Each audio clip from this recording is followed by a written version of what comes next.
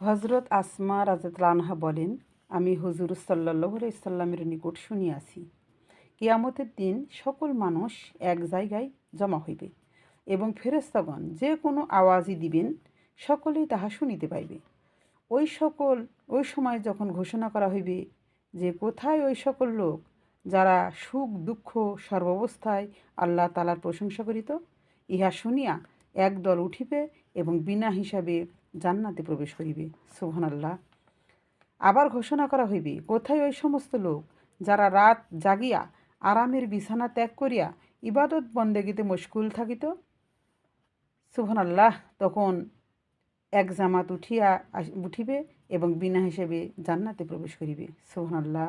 আবার ঘোষণা করা হইবে, কোথায় ওই সমস্ত লোক যাহাদিগকে ব্যবসা বাণিজ্য ও বেচা কিনা আল্লাহর স্মরণ হইতে গাফিল করিত না। অতঃপর এক জামাত উঠিবে এবং বিনা হিসেবে জান্নাতে প্রবেশ করিবে। সুবহানাল্লাহ। তো অন্য এক হাদিসে এই ঘটনার সহিত ইহাও বর্ণনা হয়েছে যে তখন ঘোষণা করা হইবে, আজ হাসরবাসী দেখিতে পাইবে যে সম্মানিত লোক কারা। আরও ঘোষণা করা হইবে, কোথায় ওই সমস্ত লোক যাহাদিগকে ব্যবসা বাণিজ্যের বাস্তবতা আল্লাহর জিকির ও নামাজ হইতে বাধা দিত না। দুরুরে মানসুর এটাতে এই আলোচনাটা আছে। তো আমি আপনাদেরকে বলতে চাই, হাসরের মাঠে কিন্তু আমরা সবাই যাব।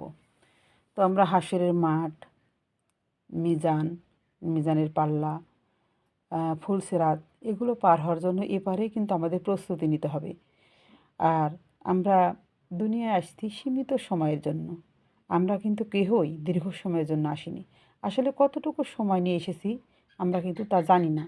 কিন্তু যখন আমাদের মৃত্যুর পূর্বে জিজ্ঞাসা করা হবে দুনিয়াতে আমরা কতদিন ছিলাম, তখন আমরা খুব চিন্তার মধ্যে পড়ব এবং আমরা তখন মিথ্যা বলবো যে মনে হয় 1 দিন কি 1 ঘন্টা কি 1 মিনিট 1 সেকেন্ড, তারও কম। গণনাকারীকে জিজ্ঞাসা করতে হবে। এই কথাগুলো কিন্তু আপনারা সূরা মুমিনুনের 100 থেকে 116 নম্বর আয়াত পাঠ করবেন। দেখবেন মনের মধ্যে চিন্তা চেতনা জাগ্রত হবে মৃত্যু সম্বন্ধে, যে আমরা মৃত্যুর আগে কত রকমের মিথ্যা কথা আমরা বলবো, কত ধরনের পায়চারি আমরা করব। আমরা মহান আল্লাহ পাককে বারবার বলবো, আর একটা বার আমাদেরকে এই দুনিয়ায় রাখুন, আমরা সব ভালো কাজ করব।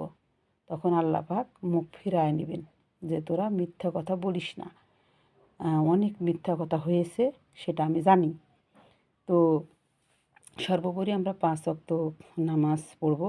আমরা কোনো কিছুতে এমন মশগুল হব না যে আমরা আল্লাহ পাককে যেন একেবারে ভুলে গিয়ে সেই কাজেই আমরা রত হয়ে যাব, এরকম কোনো কাজ আমরা করব